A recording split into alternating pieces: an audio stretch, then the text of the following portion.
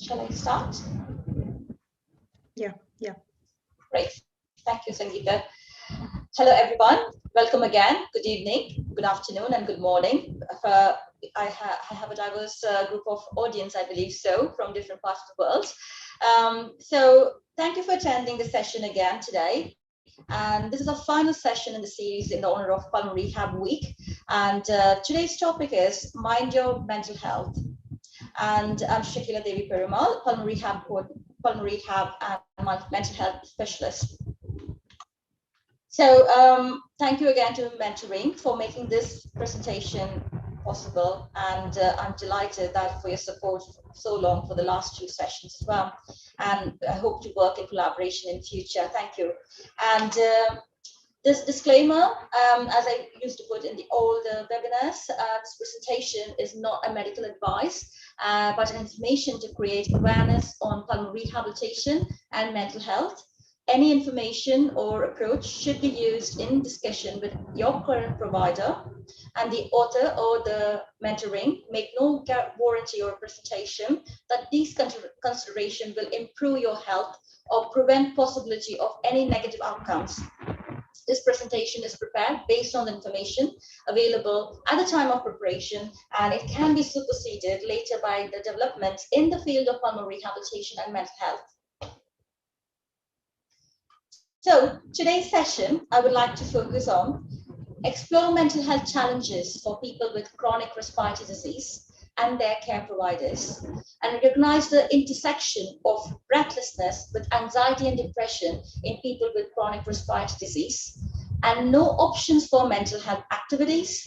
And finally, I want to end the session, gift you 2 mindfulness exercise at your home. So for those of you who are joining new to the session, I would like to introduce myself so that you are not actually questioning your minds who is this person talking today about mental health?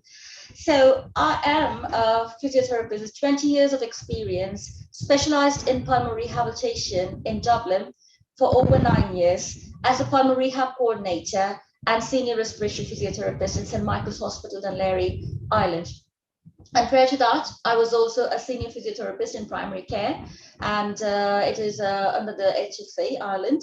And later on, I moved on to Lancashire Teaching Hospital, northwest of England, and I was a clinical lead in home oxygen service for 22 months. And following that, I thought my destination is in teaching and research, and I moved on to Cardiff University.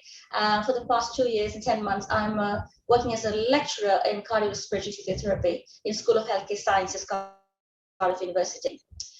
I also, in addition, because I'm talking mental health, you should know that I have a qualification for it and an experience for it. So I have 15 years of experience, post-qualified as a counselor and psychotherapist, using motivational interviewing and cognitive behavioral therapy for patients recruitment and also for therapy prescription in the setting of pulmonary rehabilitation.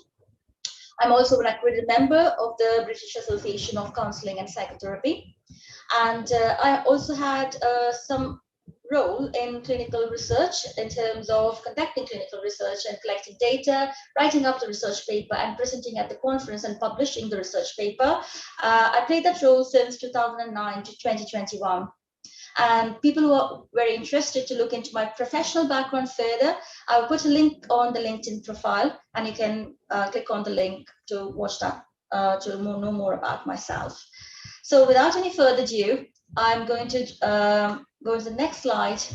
So today our topic is mind your mental health in relation to people with chronic respiratory disease. So our focus would be all about the mental health challenges in the population of chronic respiratory disease. So if we could question ourselves, what if you are a healthcare professional in your setting, when you see your patient with chronic respiratory disease, the main symptom they actually display is breathlessness. Alongside is anxiety and depression, which we actually, with a subjective questionnaire measurements, we gather those information.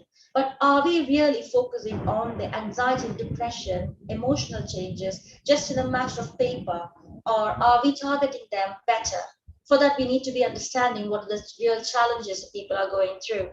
And if you're a patient watching this presentation, you will be actually knowing that as a healthcare provider, we are aware of your challenges and we are trying to target to support those challenges with best possible supportive measures.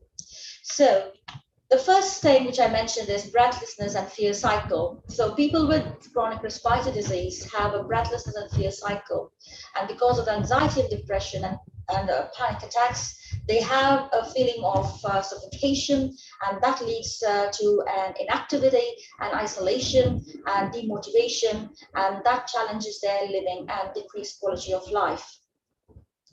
And also, people actually with the chronic respiratory disease, when they have, if you could recall yourself, when your doctor first presented your diagnosis that you have COPD, asthma, or fibrosis, what is your reaction? How did you respond to the diagnosis? And did you think that your doctor is actually prognosing your lifetime, number of years living? Is he actually advocating that you're going to be living 3 years or 5 years or 10 years? What was your reaction? How did you cope with those delivery of message when you received it the first time? If you could think over those things, reflect on that. An uncertain future.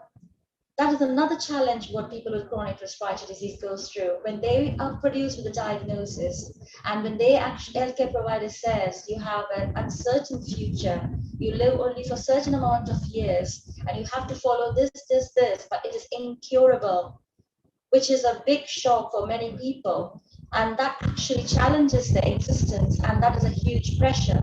So people actually have this as a major mental stress management to be looked into when you're approaching as an healthcare provider, how they are coping with that news from their healthcare provider, if that is the first time news delivered to their patient. So we need to focus on those things when you're discussing the initial assessment. And there are a certain group of people where they log into the Google, and Google is a doctor, and they actually read about, once they have the news, okay, you have COPD, they go into the Google and type in, and the Google says a number of different prognoses, and different sites produce different information. And people tend to believe and start to panic as well. And that is another challenge what our group of chronic respiratory disease people go through.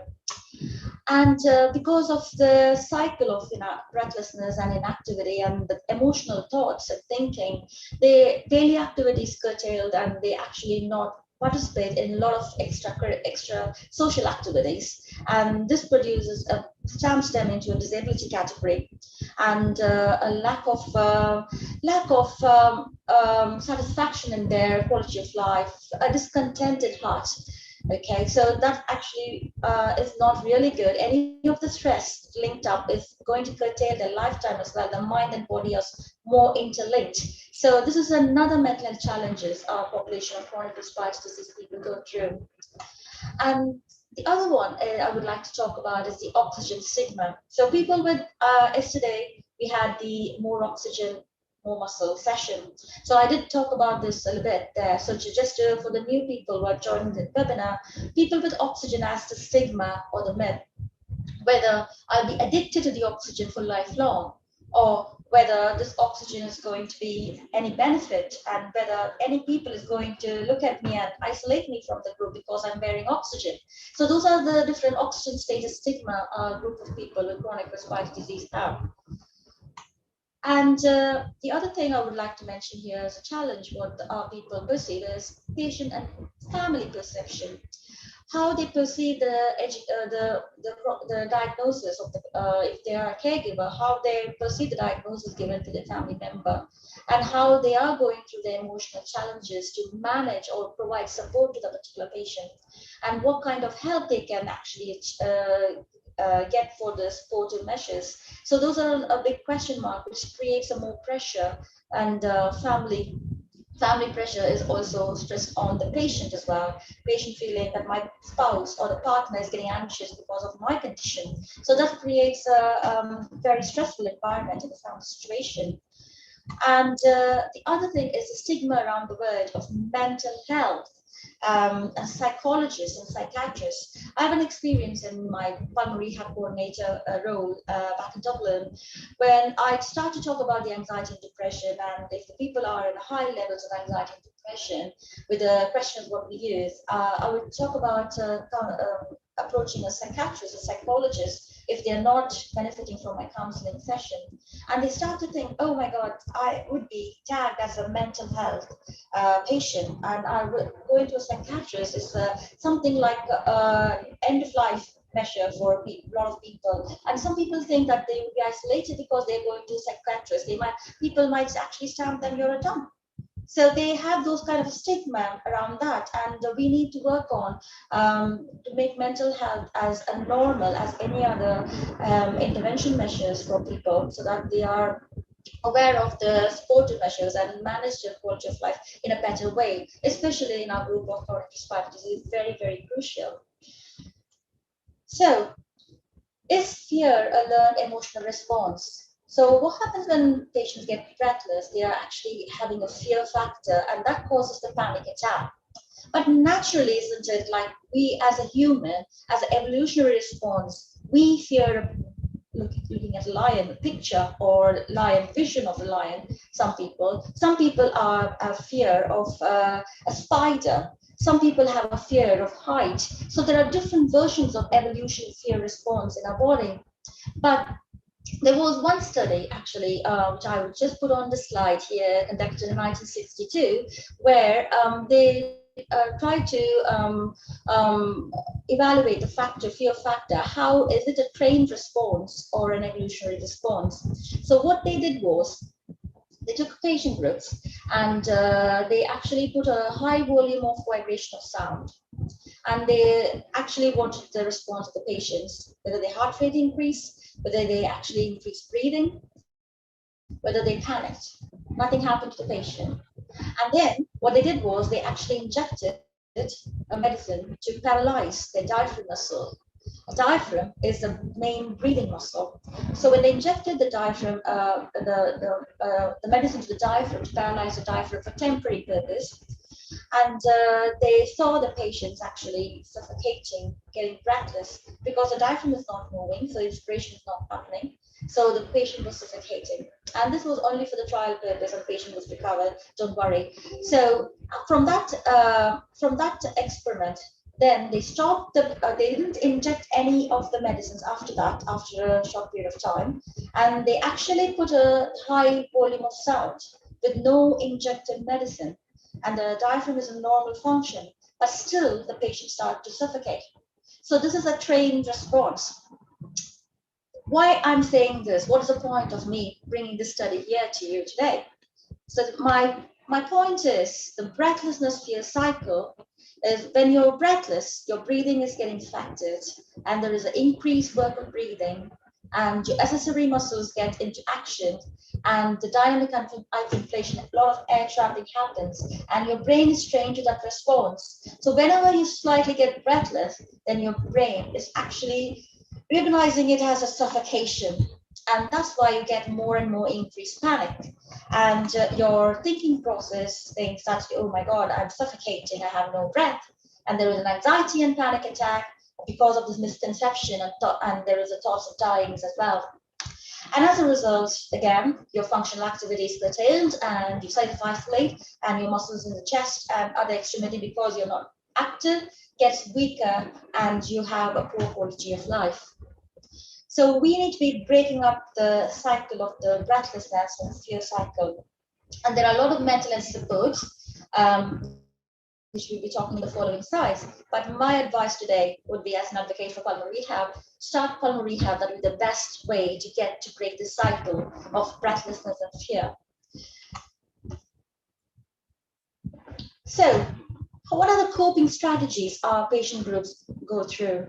So once actually a message is delivered, which is not a good news, but a bad news, that you have a COPD or asthma or pulmonary fibrosis, for example, patients go through this stages of roller coaster emotional experience. So first they have to be in a state of accepting this. So before they could get to the state of accepting, They go through denial, anger, bargaining, depression, and acceptance. But if we could think back ourselves, even ourselves, not for example of breathlessness or COPD, for any of the bad news delivered to us, do we actually go through, we all have to as a human go through these stages at one point in time. So do we all actually go through these stages in this order, or are we bouncing between denial, depression, bargaining, anger, acceptance? Think and reflect for yourself, and that applies same to your patient. So your patient will not be going through these stages, so you cannot target your intervention based on the stages. Your patient might be one day a good day, they might be accepting that they have this disease process. The other day it be a bad day. And the patient themselves also have to accept this. One day might be a good day, another day might be a bad day. So you have to balance it and learn some coping strategies or measures. And that's what we are going to talk today. So how can we actually find out our patient group with chronic respiratory disease have poor coping skills? So what are the signs?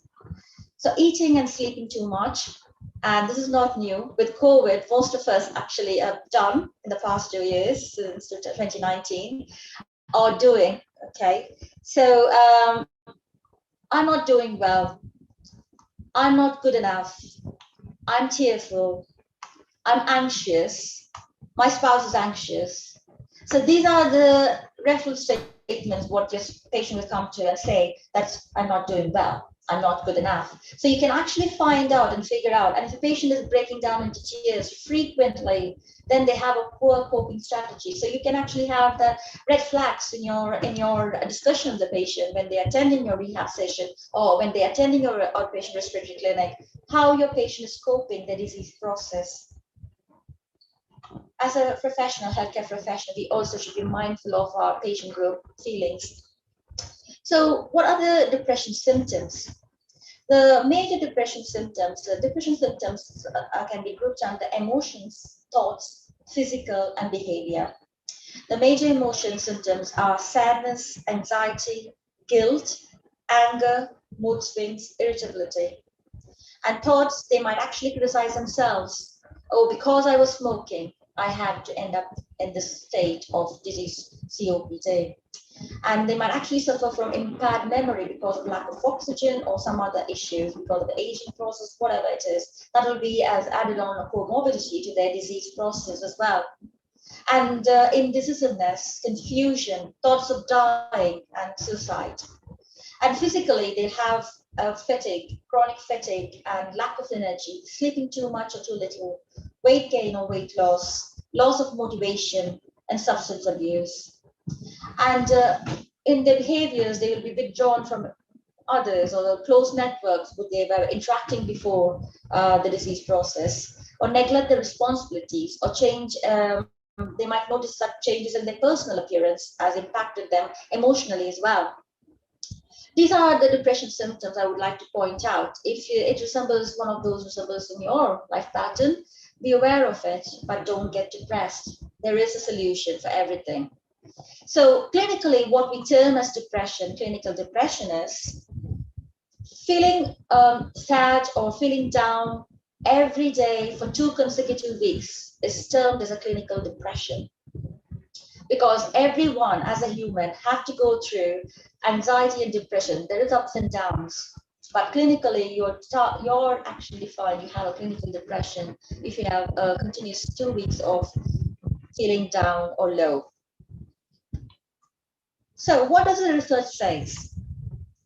So untreated comorbid anxiety and depression in patients with COPD have devastating consequences. They cannot have good coping strategies, and the caregivers also get stressed up with their coping strategies, how to manage this patient, and it also increases the healthcare utilization. And anxiety and depression is an important comorbidity of COPD, and that is a main target now. We are focusing in pulmonary rehab. We have actually found out we are lacking mental health support, and we are now targeting on providing more mental health support in most of the pulmonary rehab setting. And anxiety and panic attacks are more common in people with chronic respiratory disease. And depression diagnosis 7 times more likely in people with chronic respiratory disease compared to the general population. So, what are the interventions? As I mentioned yesterday in my webinar, support group is the best way to get your anxiety and depression away out of your lifetime pathway. Okay, so you need to feel supported. Okay, that is the best way to get feeling comfortable. And counseling and talk therapy. And my advice would be starting the pulmonary rehab would be a very good option because you are in a supported network of group session and you're not alone. And there is your healthcare provider to support and listen to, and also to reflect and bounce back your questions. So that is a very good option I would recommend to people who are watching this webinar. And behavior activation. Always don't wait to feel better. There is nothing like a good day and you have to wait for that particular good day. The destination is not far away from you. You have to make it. You have to make it, whatever you're able to do, and turn that into a good day. So that is all the responsibility of the people in your hands. So that is one of the main advice I would give. I had been given in my previous practice, and I am giving to people who are watching as well.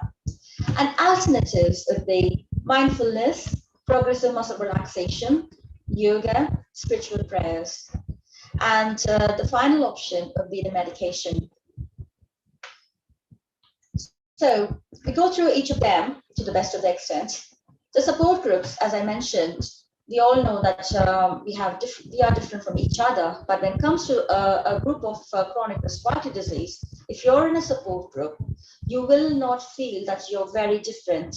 Some of the similarities will align with your team members within your support group. So they can throw the perspectives, how they are managing. You can pick up some of the ideas from them. And you can also, the healthcare provider is supporting the support group as well. So you can actually get educated from them about your condition, how to cope up the condition, and what are the links, further links to reach out for the support. So support group is the very best option to tackle your anxiety or depression symptoms. A second is the counseling part of it.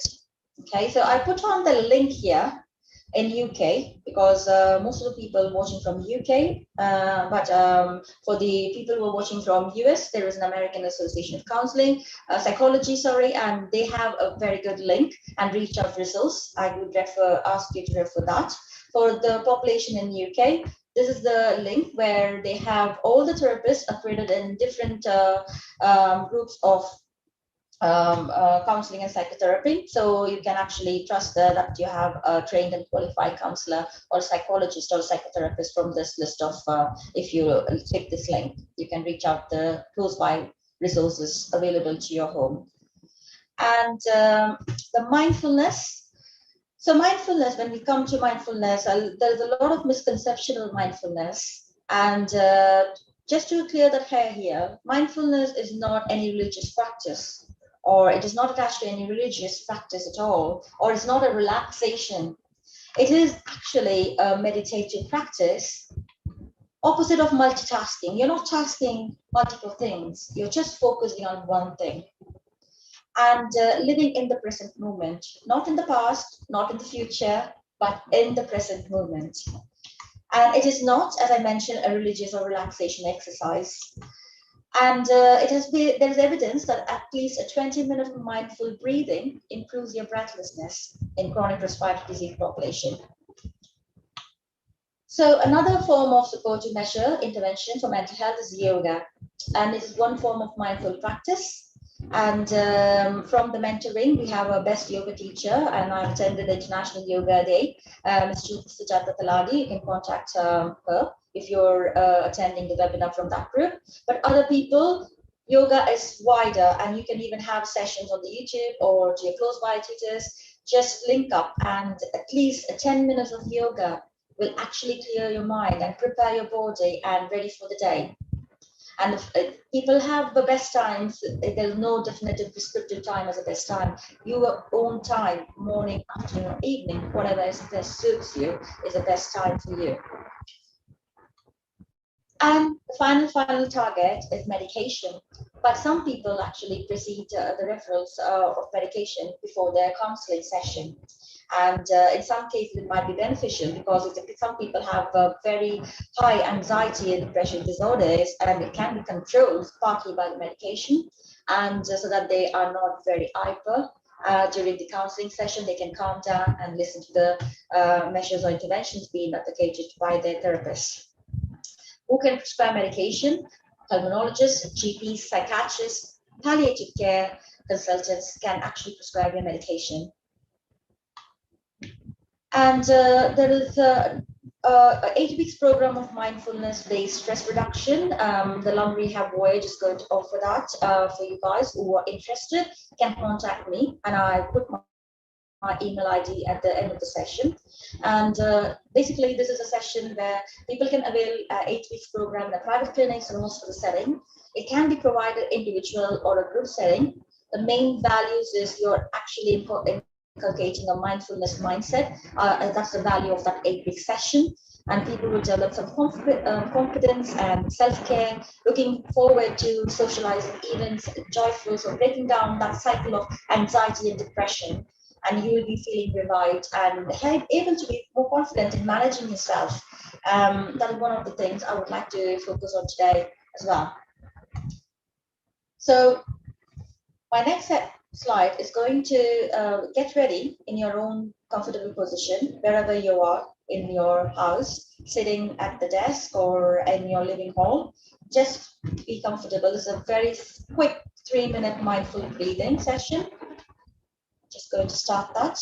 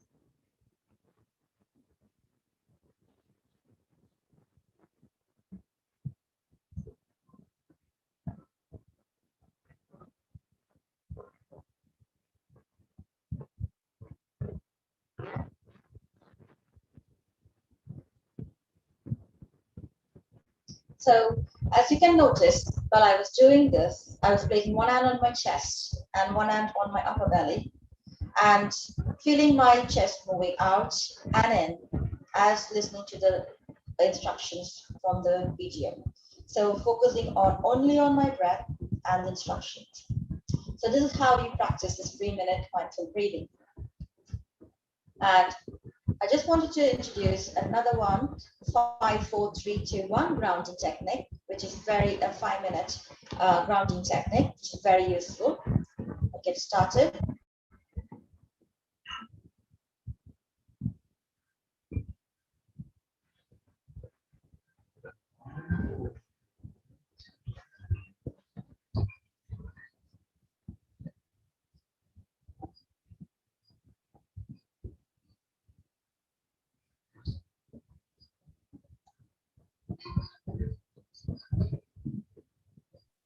David, does it has any audio? Yes, do you hear it? No. Oh, While sharing, you have to click share sound and share.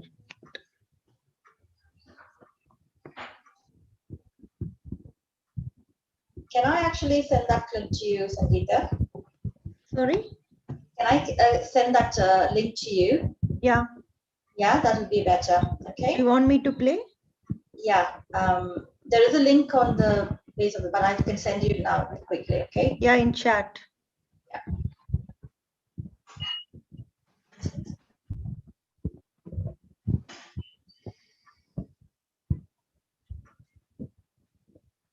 Even the last video we was not able to see. Only the slide we was. Is it? Oh, I'm so sorry. Okay, just 1 second.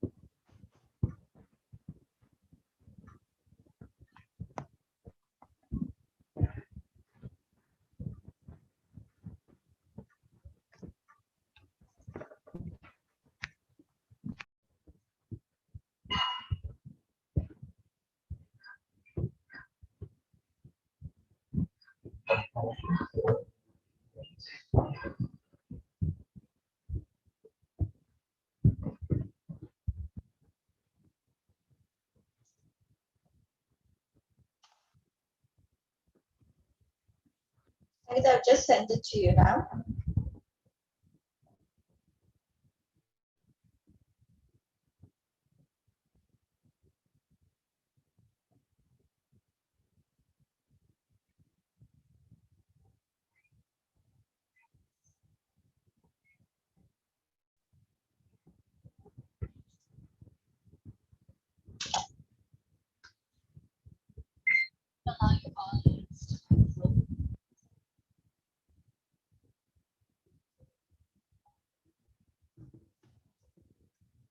Sangeeta, can you play that?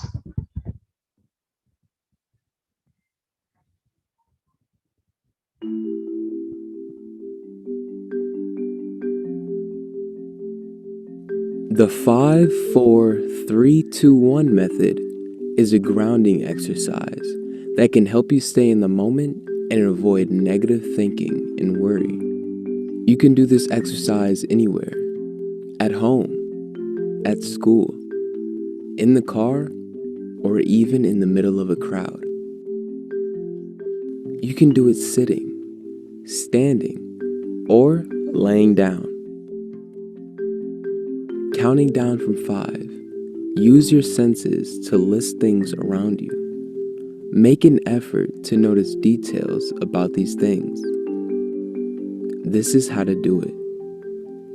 Start by breathing deeply in through your nose and out through your mouth.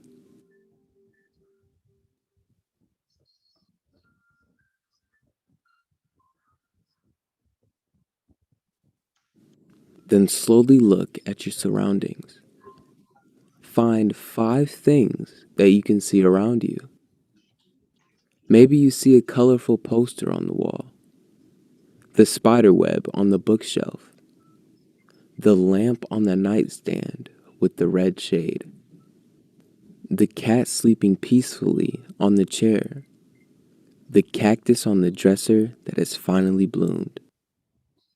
Then list 4 things that you can touch: the warm mug in your hands, the soft comforter on the bed,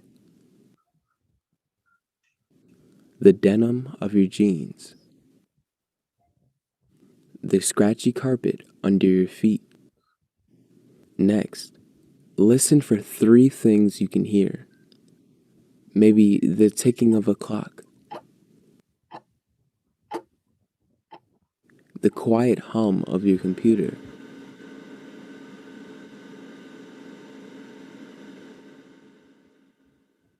the sound of traffic from outside.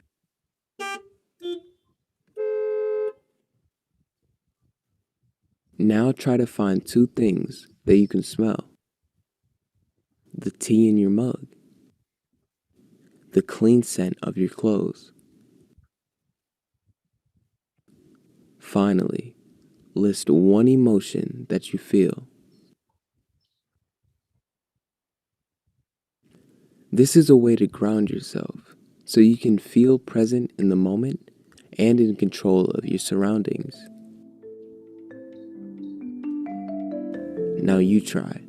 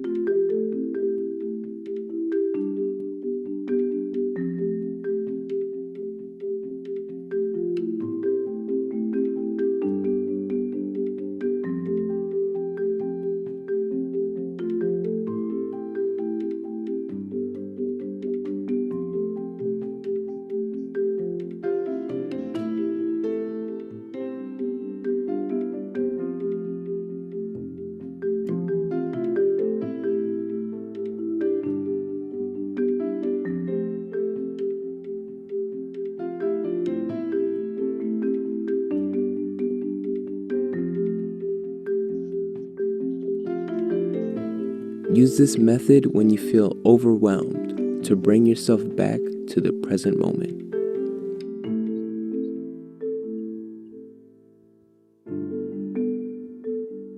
Thanks, Sangeeta. I'll start sharing my screen now.